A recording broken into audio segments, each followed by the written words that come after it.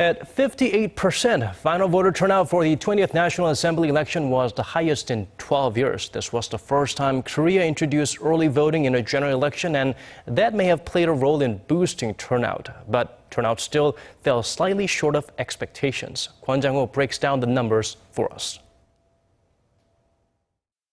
Over 24 million people cast their ballots out of nearly 42 million registered voters.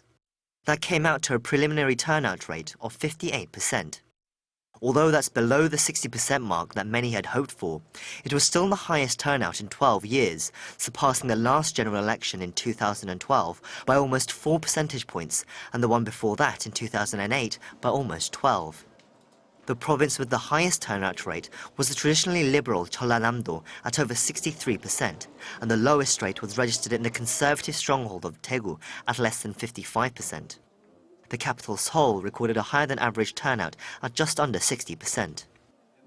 The voter turnout in the morning seemed to be slow at first, and it was feared that the weather conditions and falling public interest in politics would keep people at home. But once last week's early voting numbers were incorporated into the tally at 1 p.m, it was clear there was no need for concern. Many had become disheartened in politics, and with voting districts being decided late, we expected turnout to be low. But the reason it ended up being so high seems to reflect the fact that early voting took place for the first time in the general election this year. Election officials added, with increased awareness of the early voting system, the 60% mark could be reached at the next general elections in 4 years' time. Kwon Jang-ho, Arirang News.